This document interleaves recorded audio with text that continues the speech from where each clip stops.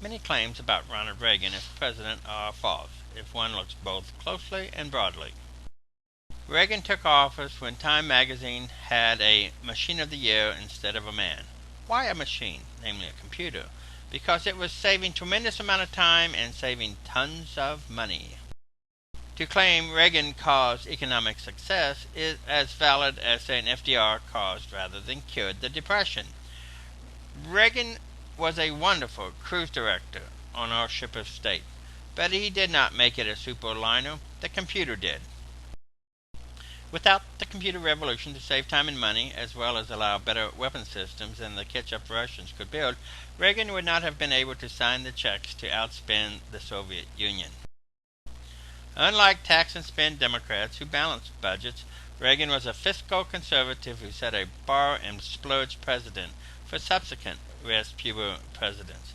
Things were good because we were living beyond our means by borrowing money, which Republicans prefer debt bondage to surplus taxation. So, any economic or military claims for Reagan are false. As president, he simply went along for the ride, leaving a bigger federal debt and deficit than when he entered office. He was fiscal conservative only in his talk, not his walk. So, Reagan's economic and military report card is not A+, cited by Republicans. More like a C, at best.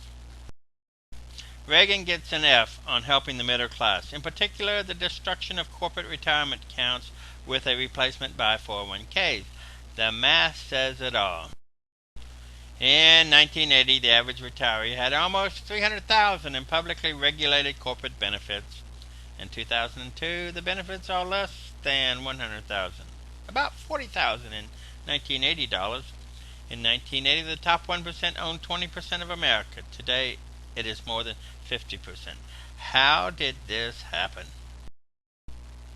Where did the wealth go? Via stock options and IPOs. The wealth went to the more money Romneys of Wall Street.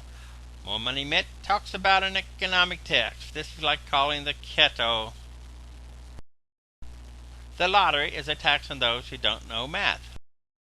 Wall Street, stock options, IPOs, and 401ks are a private tax system by corporate insiders on the middle class who ignore math. The middle class prefers play distraction to the work of learning basic economic math.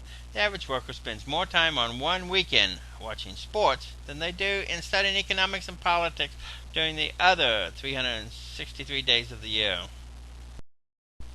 The middle class can only dishonestly call themselves victims of Wall Street because one cannot rape the willing. Res Pubis dismissed talk of class warfare for one simple reason. They have been engaged in guerrilla class warfare under the guise of ownership society, the silent majority, the compassionate conservatives, etc. for decades. The effect of the Republican policies on middle-class neighborhoods is the same as if wall stealers had piloted bombers over those neighborhoods.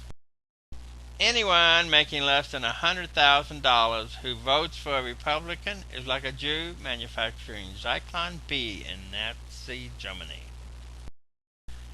In summary, Reagan was a lucky dunce whose policy started the decline of America, especially the American middle class. The Reagan myth is based on ignoring the massive truth, the rest of him. Reagan was bad for the middle class. That is, like the 90% of an iceberg you do not readily see. The 2012 presidential contest will be another battle in the growing civil war between knowledge and ignorance.